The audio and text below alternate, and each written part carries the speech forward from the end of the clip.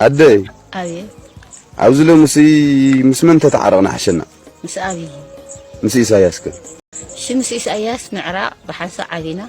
ولدنا توالدنا إنا أبزأوا نزي أجن كبير حزن كبير نبعات أكلنا عن عيننا دكنا بخرنا نتحرد حلفنا إنا زي أخن حلفن كلنا إتنا يقدم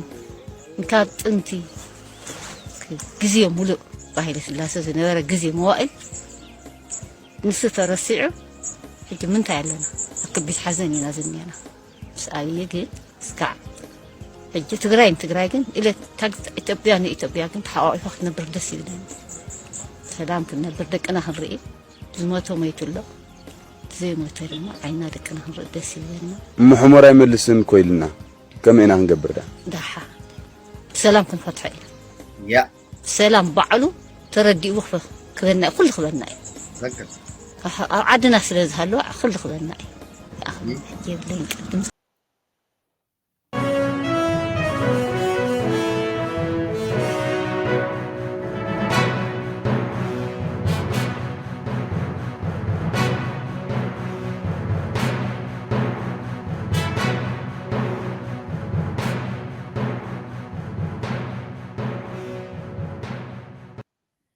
سلام كبرات تخاتل تلو تي في كما يصنيحكم تمليسنا مصيناكم علنا شدي علت حمشته ورح 10 تخلت شحن اسران حمشتن علت اسران حمشتن مسكرم كلت شحن 10 شمنتنا قاصرا جز كما يتخونوا اسك قدمنا ابتي معباليتات ناي سراويت حيل سلام تግራይ TPF حارة مريت تግራይ قدمنا او مخادنا جنبار هزباو معبل برجيدنا حمود اسكندريه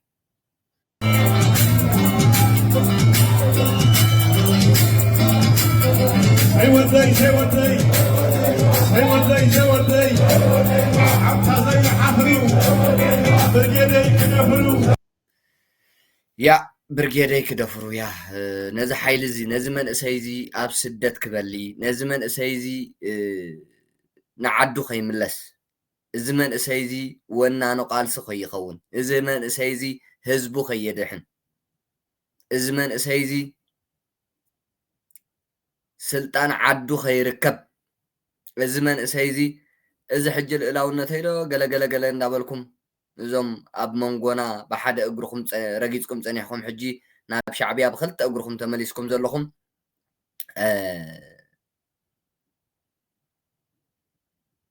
أبدوتان مئتاو تخدو زلهم قعزو تريئوا لهم حرين نغيلو إذا قال سي ناي جنبار هزباو معبل برجيدنا حمدو بآخمن بود خماخمن أبدوتاياتهم تمالا خم تقول جزيز قلصو إذا دنبا فتحي شعبي أخو عندرو لصنيحي إذا دنبا فتحنا إيرترا شعبي أخو عندرو لصنيحي تدليب علي مسرتو أبدس زبولو يفرسو نتمن اسيكا تروف دحر دقيم نابز قالس قصي نابز دنب فتح قصي ايقربن كساب زبل كخيد صنيحي شعبيا حج جنز جنبار نتنايت مال دنب فتحي تصينن فنفينن زي كونه ممهار تتقيمو تاي كوين ايو 10 عامتات دنب فتحي يأكب يفنطح ገንዘብ ሒዙ ይብተን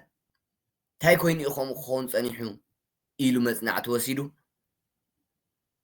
ሻዕብያ ዘይተኣትወሉ ውዳበ ፈጢሩሉ ሻዕብያ ዘይተኣትወሉ ውዳበ ፈጢሩሉ ግንባር ህዝባዊ ማዕበል ብርጌድና ሓመዱ ሶ እንድሕር ዳኣ ሻዕብያ ዘይተኣትወን ዘይትቋፀሮን ኮይና እዚ ሕጂ ንሪኦ ዘለና ደንበ ናይ ፍትሒ ናይ ግንባር ህዝባዊ ማዕበል ብርጌድና ሓመዱ እቶም ኣብኡ ከኣቱ ዝሓሰብሞ ምእታው ዝኸልኣናዮም ኣካላት ናይ ሻዕብያን እቶም ኣብ ሰንኮፍ ረጊፆም ላንጋ ዝፀንሑ ደለይቲ ፍትሒ ዝመስሉ ኸማና ረጅም ቸንጅ እንዳበሉ ክመፁ ዝፀንሑን ፅልኢ ኣብዚ ናይ ኢትዮጵያ ትግራይ ካልእን ዘለዎም ተቃለስቲ ዝመስሉ መደናገርትን ነዚኦም ኩሎም ጠርኒፋ ትእክቦም ኣላ ኣብ ዝተፈላለዩ ማሕበራዊ ሚድያ ናይ ሻዕብያ እናኸዱ ከዓ كلهلهو نسمعهم علنا تزجر ماكم سي أبز سام شكر زبهال من مخانو زي فلت نسو قص حبي يزاربهم يلا فالفهم نسم قص أم قليعهم يهوتتو نصبح سند كويزي تاريخ كوي وسمع اسك ليلا تي في أبز سام شكر زبهال ميديا قص قليع خات الزارب زنبركا زرباتات سي مسمن تزارب كم زنبركا يردع أكل نيرديو انتي لومني مسايز نور أب قالسن مقالستين ولا مقربيسي انتي لي اخملس ملسناتي انتي اخول مسمن يراخب نيري سام شكر زبل ناي تيك توك محبراو ميديان يوتيوبن شعبي از عندرولن شعبي ندم بفتحي نمبت تانز تقوملن ناي حسوت حبريتا زرقحلن سبات حد حدم زصالالو اولن زوانا جولون مربب حبريتا ناي تيك توك او خيد كاس اكلا خمز غيرني سلطانه خمز غيرني تفتاو توك شو خمز غيرني جنبار هزباو معبل برجينا حمدو خمزيهم وفوي كمزيو كيروس كمزيو كالق خمزي اندابلكا مسقصو زي الرقص قليعخا عجو تبل ازكو وردت كوي انتاي قدسكم توم شعبيا تلافالفو زبلكم امارات يبلكم من حقكم يهم اتوم سقيلكم ناو تخودو جن بقرا تاريخكم ما يتبالاشو ببخم يلوكم تاريخكم ما يتبالاشو سوز جنبار نصيري سفيحي كعوت مخاني شعبيات مسكروا لله كعوت مخانوسي نشعبيا خودقا مخانوس سعرا مخانوس شعبيا بعلا مسكرنة هيب الله دك عبيتي زي حفلو وفي كنفلو عكازي حفلو جنبنا كنفلو وزي ما يكنفلو عيي كنفلو جنرال كنفلو هو زي هو زي زي حفلو رجال كنفلو هو زي حفلو عكذا يكذبرو على زي حفرو نحما كذبرو حفرو السرايا كذبرو يا شباب كذبرو صحبي كذبرو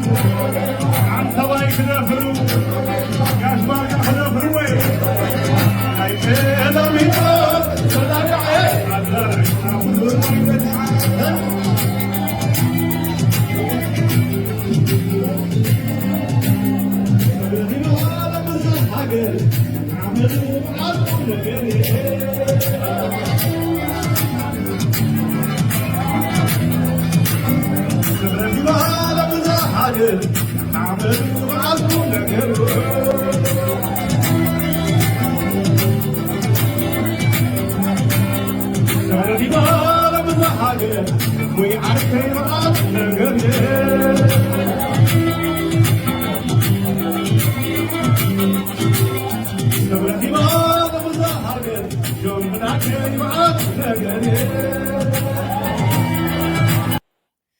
يا جنبار هزباو معبل برجينا حمدو سو نابتي علتاو مدبنا ناب معباليتات ناي سراويت حيل سلام تግራይ ምስ ንሰግር ከዓ ባይ ዘ ወይ ኣብ ትግራይ ብጣዕሚ ኣሰካፊ ዝኾነ ኩነታት እዩ ተፈጢሩ ዘሎ ባህላውያን ጀነራላት ህወሓትን ጸጥታዊ ሓይሉን ህወሓት ባዕላን ፈቆዶ ባራትን ለይታው ትልሂታትን እናተዝናናዩ ህዝቢ ትግራይ ደቁ ንባዕሉ ብቴንዳ ተደርቢዩ ደቁ ከዓ ካብ ሕቑፉ ኣዛብ ይምንጥልዎም ኣሎ ፍላይ ስደተኛታት ምዕራብ ትግራይ ኢሮብ ካልእን ብሓፂሩ ትኩሉ ዝተሰደደ ኣብ ትግራይ ኣብ ውሽጢ ትግራይ ካብ መረበቱ ተማዛቢሉ ኣብ ውሽጢ ትግራይ ኣብ መዕቆቢ ስደተኛታት ዝርከብ ኣብ ሕማቅ ኩነታት እዩ ዝርከብ ህዝቢ ምሪሩ ኣሎ እንታይ ኢኹም ትገብሩና ዘለኹም ንባዕልኹም ኣብ ፈቆዶ ባራትን ለይታዊ ትልሂታትን እናሓደርኩም እናተዝናነኹም مقاليا زيبلو فوقاتن بولاسوتاتن ناسرحكم مسدقكم إن عندركم تايجرناكم إنا نحنا نفس درجة زوريتكمنا تاينا جيرنا منقستو كوسينا كل حزب لنا كوسينا ملسونا عندنا أبزع عدنا حارسنا خنبلع ملسونا عندنا مربتنا أو تميت حشنا سراويت حد حدو كتواقوا كتقاتلوا ودم كتفاسسوا صلاة خمس زي قبرنا بصلاة خمس زي كوناس بأخم بدقنا نحواتنا إذا خن في الدي بلا الله حزب تقرأ نسمع أبزي رأي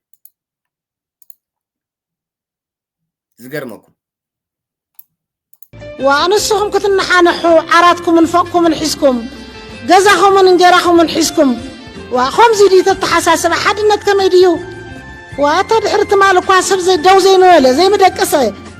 وأتا نحنا تودعنا نودعينا زلنا بجخاتكم يا زربا ولا أنا خقلت خمان سي خبدني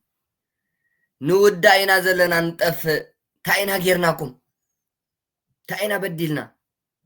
ويناي تطعمهم من ديت يتحسون الناي سلطانكم من ديت رايو نيزوهم من دحسبوا توم العفار زلو دقنا ايام تم مقاله زلو دقنا ايام شماغل غيرنا عدم نتوم نساتنا خنواغا يندلن نعنا خاغزانا ملسنا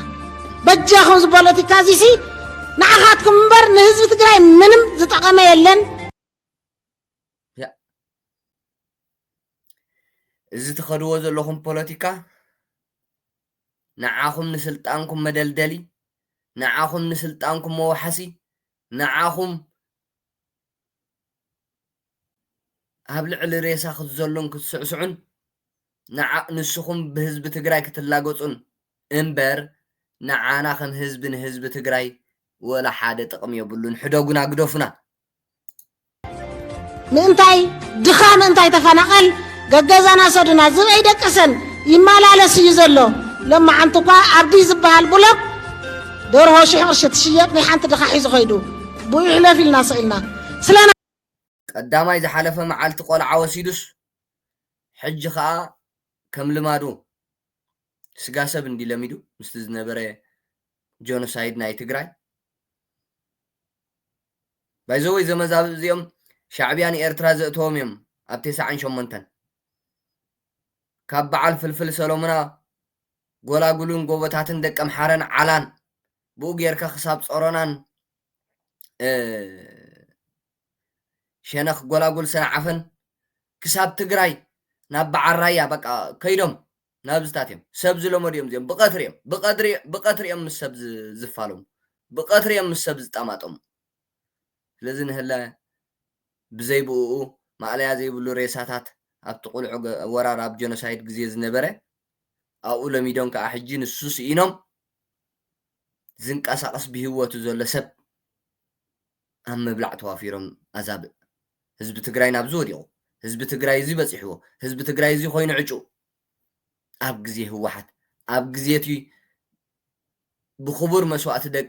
دق تግራይ ዝደሓነ ህወሓት እዚ ኮይኑ حزب تግራይ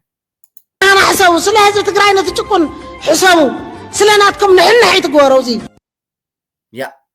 سو إذن ود خمزن كالج قنان قلع ورارن هو واحد نشعبي عديما قبل على حزب تግራይ تقبر زلا قفعن ات سراويت حزب تግራይ كم مخان حليفو سراويت حزب تግራይ كي يخون تحنجيدو سراويت هو واحد كخون سراويت بهلاويان جنرالات هو واحد كخون كاب تفرده احنا سراويتنا حدا ጉጅለን سراويتنا حدا ውድብን سراويتنا يطلاماتنا ينخونن ይልخا መንእሰይ ትግራይ ብፍላይቲ TDF ዝበሃል ዕጥቃው ቃልሲ ኣውጁ ኣብ ህወሓት ዘይተቋፀረ ሓራ መሬት ትግራይ ክሳብ ሕጂ ኣብዚ ፍርቂ ዓመት ዘይከውን ግዜ ኣብ 5-4 ወርሒ ማዕለያ ዘይብሉ ግንባራት ተመስሪቱ ማዕለያ ዘይብሉ ሓይሊ ሰራዊት ተሃኒጹ ንህወሓት ዘይኮነስ ንሻዕብያ ረማዕማዕ ከብል ዝኽእል ሓይሊ ሰራዊት ተሃኒጹ ኣብ ሓራ መሬት ትግራይ ኣብ ኩለን ግንባራት ስለዚ ነዚ ክተፍርስ ህወሓት ከዓ معالتن ليتن استفالالي من قسقاسات ناي سراويت كتقبر نري علن مبزحتي سراويت شعبية خوينهم زوا حادو سراويت هو واحد وتهدراو خدان ناي TDF بانديرا ناي تግራይ እናገበሩ ሰራዊት ናይ ሻዕብያ እዛ ኣራዊት ኣብ ነብስ ወከፍ ከተማታት ትግራይን ዓድታት ትግራይን ክዓርድ ንሪኢ ኣለና በቲ ሓደ ምስ ሰራዊት ሓይሊ ሰላም ትግራይ ክዋጋእ በቲ ሓደ ብራያ ገይሩ ኣንጻር መንግስትን ሰራዊትን ኢትዮጵያ ምስ ፋኖ ኮይኑ ምስ ህወሓት ኮይኑ ኣብ ኩናት ክኣቱ ንስልጣን መንግስቲ ኢትዮጵያ ንምዕላው ንፖለቲካ ኢትዮጵያ ንምቁፅፃር ኢትዮጵያ ንምፍራስ ማዕለያ ዘይብሉ ምንቅስቃስ ናይ ሰራዊት ይግበር ኣሎ ትግራይ ማዕለያ ዘይብሉ ለይትን መዓልት ዝገርም ሰነ እዚ ኩሉ እናተቃወመ ዝተዓጠቀን ዘይተዓጠቀን ናብ ሓራ መሬት ትግራይ እዩ ዝግዕዝ ዘሎ ማዕለያ ዘይብሉ ሓይሊ መዓልታዊ ብዝበሃል ቁፅሪ 100 ብዝኸውን ብቀዳማይ ርኢኹምኹም ቴሌቪዥን ትግራይን ድምፂ ወያነን ናይ ውድብ ህወሓት معكن زينات تغيرا نايزا ጨቋኒት ህወሓትን ባህላውያን ጀነራላት ህወሓትን معكن ሚድያ تغيرا 4 ሰብ ልኡኻት ናይ ህወሓት ኮይኖም ኣብ ሓራ መሬት ትግራይ ዝነበሩ ምስ TPF ዝነበሩ ምስ ተባረሩ ብስነ ምግባርን በቲ ኩሉ ስለያ ኮይኖም ልኡኻት ናይ ህወሓትን ሻዕብያን ኮይኖም ኣብ ዝተረኽብሉ ምስ ተባረሩ 4 ሰብ ማዕለያ ዘይብሉ ሰራዊት ካብ ሓራ መሬት ትግራይ ንትግራይ ይኣትሎ ኢሎም ካብን ኣኻኺቦም ፓትሮል መሪኦም ንቕበሎም ኣለና ይኣትሎ ኢለን ድራማታት ክሰርሓ ርኢነ 4 ሰብ ሰራዊት 4 ሰብ ሰጉጉ ሰራዊት ሓይሊ ሰላም ትግራይ 400 ዝኸውን ተቐቢሉ ክሳብ ሕጂ ሕሰብዎ ህወሓት ግን ድራማታት ክትሰርሕ ህዝቢ ክትደናገር ሓራ መሬት ትግራይ ሰብ ከይፅምበሮ ከይከዶ ሰራዊት ትግራይ ቲ ኣብ ትሕቲ ባህላውያን ጀነራላት ህወሓት ዘሎ ሰራዊት ነብሱ ከየድሕን ካልኦት መንእሰያት እውን ዘይተዓጠቁ መንእሰያት እውን ናብ ሓራ መሬት ትግራይ ከይፅምበሩ ህዝቡ ናብ ልዕሊ ሰራዊት ሓይሊ ሰላም ትግራይ ኣብ ልዕሊ ሓራ መሬት ትግራይ እምነት ከይህልዎ ኣብ ድራማታት ምስራሕ ትፀሚዳ ኣላ ህወሓት ከምኡ እውን ሻዕብያ ولا بز دياسبورا نريهم قال دليت فتحنا زبهالو زوننو ميدياتات كيترفه حرام مريت تقراي فريسو خبلو بقان ولا حدا تخاتات هالن تعذابن زي بلوم كان بعل على اماني العالم زبهالو مسكيناي حرام مريت تقراي فريسي دحر ايرتراو دلاي فتح انت خوينكا نشعبيات صلي خان هو واحد هيدقفني كماله هو واحد دقفنايو هو واحد حزب تقراين ሓደ ኢልና እቲ ኣብ ትግራይ ዝፍጸም ዝነበረ ጆኖሳይድ ተቃዊምና ኢና ደጊፍና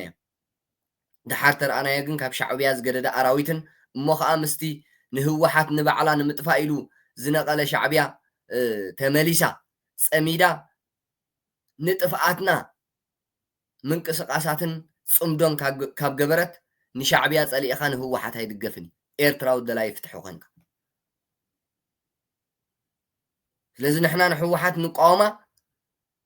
أنصارت عماسينا قتالينا زخونه شعبية تقاومتات كيسمعت دقافيت كوينا تلاعاخيت كوينا تحاباريت كوينا نشعبية نهزب تقراي نمتفاء ناب تقراي تعدو مسألة زلاي لازم نحوحات already نايس ألايتنا عاركيا ناي صلاينا محزايا نقاومة بعبي هو حد كتفقون قال سالنا شعبية طراي طفيو هو حد انتلا سلام ينركبنا بتخبابي شعبية طراي طفيو هو حد انتلا سلام يركبني بتخبابي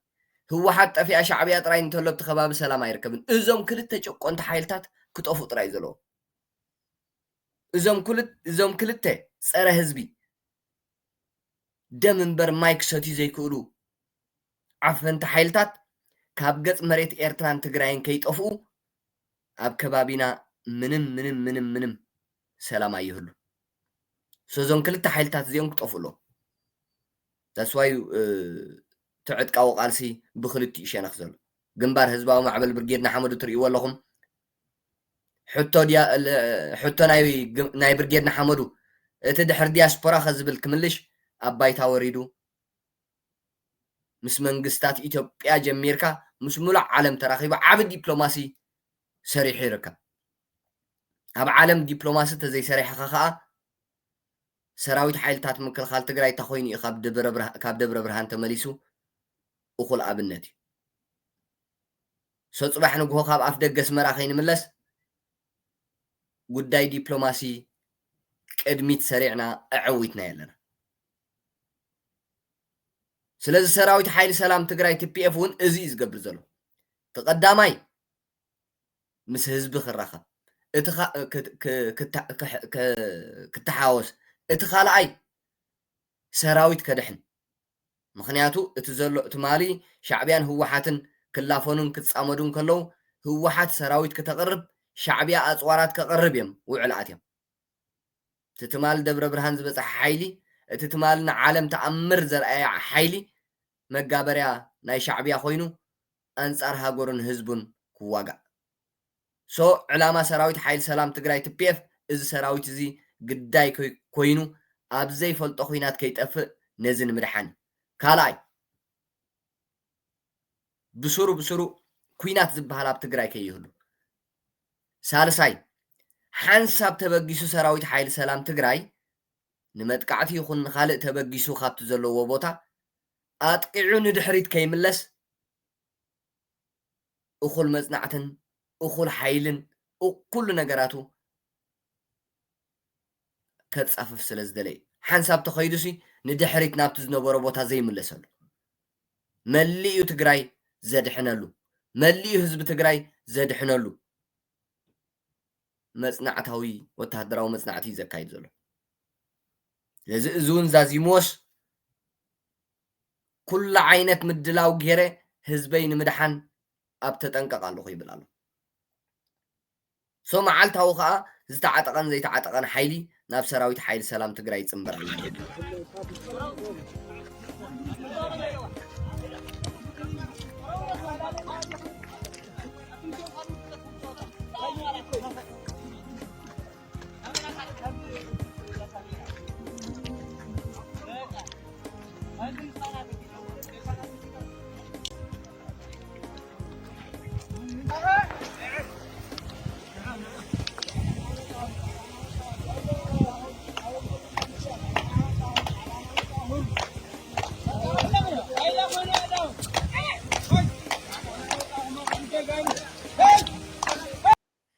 እዚኦም ኩሎም ትርእይዎም ዘለኹም ናብ ሰራዊት ሓይሊ ሰላም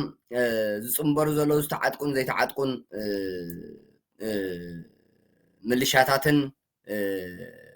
ዝርከብዎም እዮም ናብ ሓራ መሬት ትግራይ እናኣተው እናተጸምበሩ ከለዉ ከመይ ይቕበልዎም ረኣዩ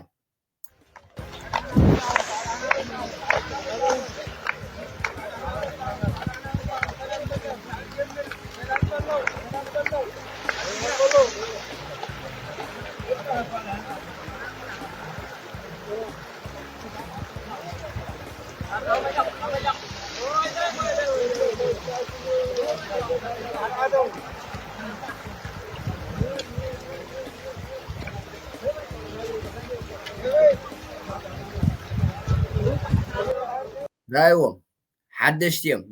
زيتعاطقون مليشياتات زركبوم سيفيل كيترفه ناب حرا مريت تግራይ ከመይ ጽምበሩሎ رايو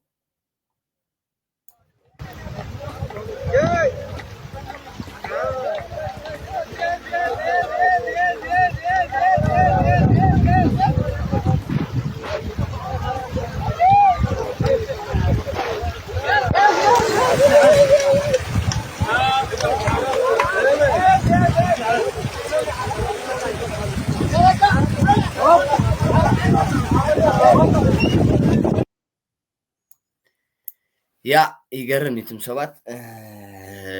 ስለዚ ነቲ ጉዕዞ ናይ ዝተዓጥቁን ዘይተዓጥቁን ናብ ሓራ መሬት ትግራይ መዓልታውን እናወሰኸ እዩ ዝኸይድ ዘሎ ካብ ናይ ባህላውያን ጀነራላት ህወሓት ኦፕሬሽን ዘምለጡ ጀጋኑ ተጋደልቲ ብሰላም ናብ ሓራ መሬት ትግራይ ኣትዮም ኣለዉ ናይ ወረዳ 70 እንደርታ ጣብያ ዓራቶን መሰቦን ኣመራርሓን ኣባላት ምልሻን ደገፍቲ ለውጢ ብምዃኖም ጥራሕ ብጉጅለ ህወሓትን ባህላውያን ጀነራላት ህወሓትን መእሰሪ ትእዛዝ ወፂሎም ክእሰሩ ትእዛዝ ወፂሎም ዝነበረ ካብ ዕለት 22 ወርሒ 1 2018 ዓመተ ምህረት ኣቆፃፅራ ግእዝ ጀሚሩ ምሸት ሰዓት 4 ጀሚሩ ማለት እዩ ብተላኣኽቲ ኣባላት ፖሊስ ወረዳ እንደርታን ኣርሚ 22 ዋና ዓጃቢት ጉጅለ መንጀሪኖ ዝኾኑ ሙሉእ ለይትን ቀትርን ተዋፊሮም ኣብ ናይ ክባ ሰርክል ኣእቲናዮም ክንሕዞም ተቃሪብና ኣለና እናበሉ ሪፖርት ናብ ለኣኽቶም ክገብሩ ከለዉ እቶም ጀጋኑ መናእሰይ ግና ሳላ ናይ ህዝቦም ሓበሬታ ፈንፂሖም ናብ ብፆቶም ናብ ሓራ መሬት ትግራይ ብዘይ ዝኾነ ዕንቅፋት ብሰላም ኣትዮም ኣለዉ ካብ ወረዳ ሕንጣሎ ናብ ሓራ መሬት ትግራይ ዝተፀምበሩ እውን መሊኦም እዮም እዚኦም ረኣይዎ እዚኦም ካልኦት ብብዝሒ ናብ ሓራ መሬት ትግራይ ይፅምበሩሉ ካብ ኩሉ ኣብ ወረዳ ሕንጣሎ 5 ወየንትን ንጡፋት ምልሻን ምስ ሙሉእ ዕጥቆም ዝርከብዎም ብድምሩ 35 ናብ ፍሉይ ሓይሊ ሰላም ትግራይ ተፀምቢሮም ኣለዉ ብተመሳሳሊ 16 ነበራት ወየንትን ንጡፋት ምልሻን ራየቶት ኦፍላን ከባቢኣን ምስ ሙሉእ ዕጥቆም ናብ ፍሉይ ሓይሊ ሰላም ትግራይ ግንባር ደጉዓ ኣትዮም ኣለዉ ኣብዚ ሕጂ እዋን ህዝቢ ራያ ብዝደለናዮ እምበር ብናታትኩም ልኡኽ ኣይንመሓደርን ምባሎም ስዒቡ ከም ቀንዲ ደመኛ ፀላእን ተቆፂሩሉ ኣብ ዘሎ ብጉጅለ ህወሓት ኣብ ዘለወሉ እዋን ስቃይ ህዝቢ ንዘይምንዋሕ ክቃለሱ ከም ዝሓረዩ ገሊፆም ኣለዉ ንባህላውያን ጀነራላት ህወሓት ዘይሕሽከሩ ዕጥቆም ንኸራግፉ ንዝወረደ መምርሒ ንምትግባር ምስምዖም ስዒቡ ናብ ፍሉይ ሓይሊ ሰላም ትግራይ ክፅምበሩ ከም ዝወሰኑ እቶም ዕጡቃት ወየንትን ንጡፋት ምልሻን ገሊፆም ኣለዉ ኣብዚ ሕጂ እዋን ዋሕዚ ቁፅር ዕጡቃት ናብ ኩሉ ግንባራት ሓራ መሬት ትግራይ ብዝተጠናኸረ መልክዑ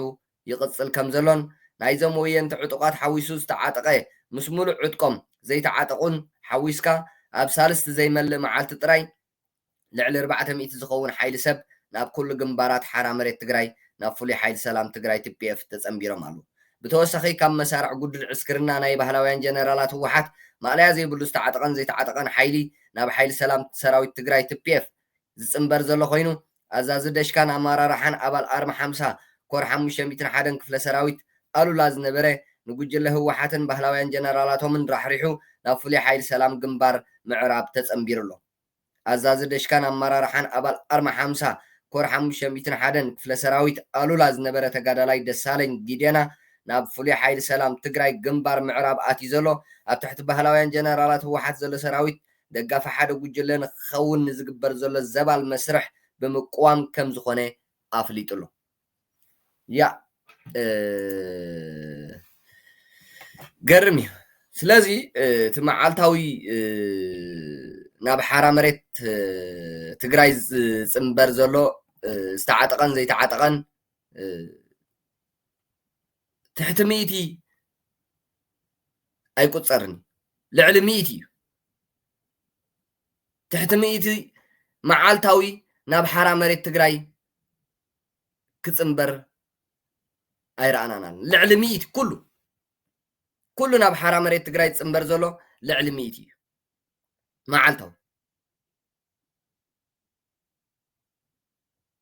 መዓልታዊ ብዘይ ምቁራፅ እዚ 10 እዮም 5 እዮም ውሒዶም ከምዚኦም የብሎምን ፈሪሶም እዮም ትብልዎ ንመዓልቲ ሲ ትሕቲ 100 ናብ ሓራ መሬት ትግራይ ዝፅምበር ዘሎ ተይልኩምና ሓሰውቲ ኩሉ ናብ ሓራ መሬት ትግራይ ዝፅምበር ዘሎ 4 ሰብ ገበነኛታት ካብ ሰራዊት ሓይሊ ሰላም ትግራይ ተፋንዮም ትግራይ ምስ ተመልሱ ድራማ ክትሰርሓሎም ከላ ህወሓት 100 ዝኸውን ከዓ ናብ ሓራ መሬት ትግራይ ተፀምቢሩ ወጋሕታ 20 ዝኾኑ ብድሕሪኡ ከምኡ 20 ክሳብ ፍርቂ ለይቲ ገለመለ ተደማሚሩ 100 ዝኾኑ ዝተዓጠቑን ዘይተዓጠቑን ናብ ሓይሊ ሰላም ትግራይ ተፀምቢሮም ኣብ ሳልስቲ ዘይመልእ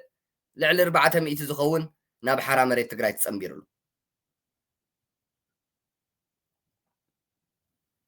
أربعة سب كتقبل هو حد كابن نابن أكيبا دراما نختسرح باترول مليئة نايب على سراويت باترول مليئة እንደገናውን ኣብዛ 5 ወር ሕምሉ ካብ ሓራ መሬት ትግራይ ዝተሰጎጉ ልኡኻት ናይ ሻዕብያን ህወሓትን ንዕኦም ደሚራ ፓትሮል መሊኣ ካብ ሓራ መሬት ትግራይ ናብ ዓዶም ናብ ሰራዊቶም ናብ ህዝቦም ዝምለሱ ዘለው ኣቀባብላ ንገብረሎም ኣለና ኢላ ኣብ ቴሌቪዥን ክትሰርሕ ሕፍረት ኮይ ሓደ ውድቀት እዩ እንታይ ክገብሩ እዮም ከይዶም ዝብልውን ክለዓል ምዃኑ ብህዝቢ እንታይ ዓይነት ነውሪ እዩ ናይ ነውሪ ኣድራማ ትሰርሕ ህወሓት ብጣዕሚ ዝገርም ነቲ ተመሊሱ ዘህርማስ ድራማ ረኺበ ኢላ ትሰርሓሉ ስለዚ እቲ ነቕርቦ መዓልታዊ ሓበሬታ ናይ ሓራ መሬት ትግራይ መን እዩ ትማሊ ነኖ ቅድሚ 5 መዓልቲ ዲ ገለመለ መዓልታዊ ሰራዊት ሓይሊ ሰላም ትግራይ ልዕሊ 100 ዝኾኑ ሰራዊት ኣብ መቐባል እዩ ዝውዕል ዘሎ ኢለ መደብ ምስራሕኹ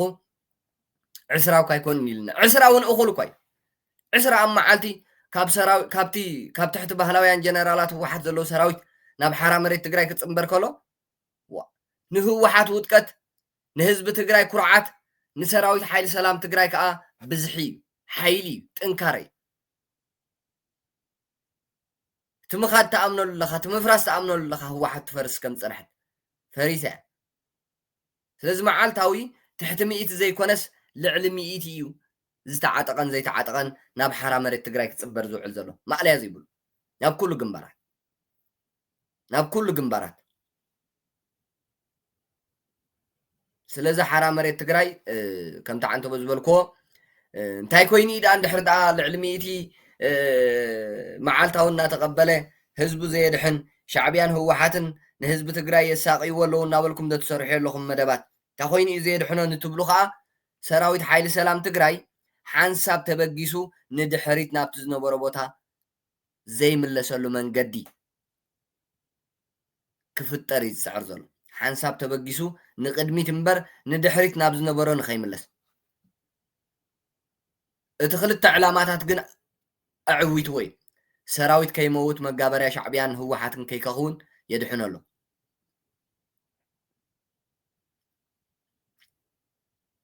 ኣሎ ህዝቢ ትግራይ ከይፀንት ሙሉእ ምድላዋት ገይሩሎ ይፀንት ኣሎ እያ የፅንትዎ ኣለዉ ሻዕብያን ህወሓትን ብዝብኢ ብኣራዊት ከይተረፈ ክብላዕ ይገብሩሎ ግን ሰራዊት ሓይሊ ሰላም ትግራይ ከድሕኖ እዩ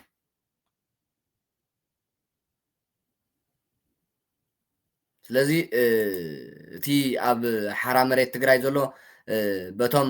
ደለይቲ ፍትሕና ዝበሃሉ ኤርትራውያን ሓደ ስኢሎም ዙምባዓትን ብጉጅለ ህወሓት በቶም ካድረታት ብከብዶም ዝተገዝኡ ናይ ህወሓትን ዝስራሕ ዘሎ ድራማ ንሱ ዘይኮነሲ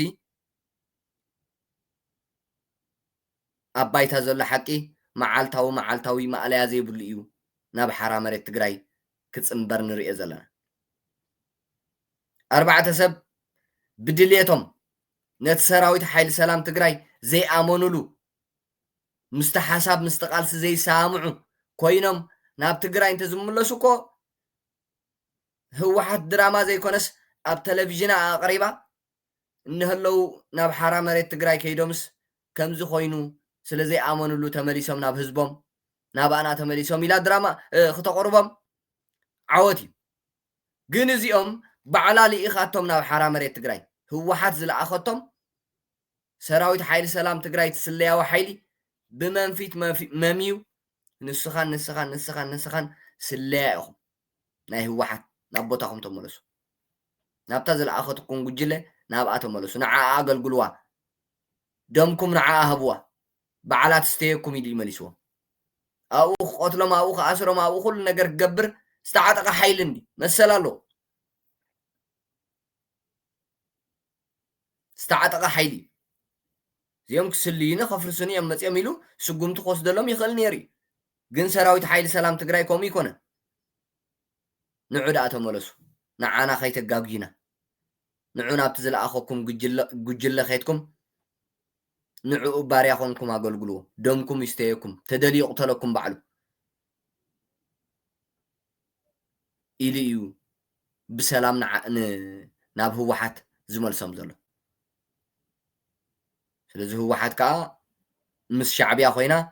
ካልእ ድራማ ክትሰርሓሎም ካልእ እቶም ኤርትራውያን ደለይቲ ፍትሒ ኢና ትብሉ ንከምዚ ዓይነት ድራማታት ናይ ህወሓት ንየበልዎ ኣይጠቕመኩምን እዩ ፀላእ ናይ ሻዕብያ ኮንካ ፈታዊ ናይ ህወሓት ኣይኽወንን እዩ ክልቲኦም ፀረ ህዝቢ ትግራይን ኤርትራን እዮም ክልቲኦም ህላወ ናይ ዝመንእሰይ ኣይደልዩን ኣይቅበሉን እዮም ክልቲኦም ነዚ ህዝቢ እዚ ከፅንትዎ ክልቲኦም ደም እምበር ማይ ክሰትዩ ማይ ሰትዮም ክሓድሩን ክነብሩን ክውዕሉን ኣይደልዩን እዮም ደም በብመዓልቱ በብዓመቱ ደም ሰትዮም እዮም ህላውነቶም ዘውሕሱ ደም ናይ ዜግኦም ሰራዊት ሓይሊ ሰላም ትግራይ እቲ ምዕባሌታቱ ትዘሎ ኣባይታ ብኸፊል ነዚ ይመስል ዓወት ንሰራዊት ሓይሊ ሰላም ትግራይ TPF ነዚ ጅግና ዓወት ንግንባር ህዝባዊ ማዕበል ብርጌድና ሓመዱ ነዚ ሰራሐ ቅያ ሰላም ንህዝቢ ኤርትራ ንህዝቢ ትግራይ ንህዝቢ ኢትዮጵያ ብሓንሳብ ስለ ዝፀናሕና ካብ ልቢ ኣመስጊነ ክቡራት ተኸታተልቲ ቲቪ ኣብ ናይ ዳሓር መደብና ክሳብ ንራኸብ ሰላም ፅንሑ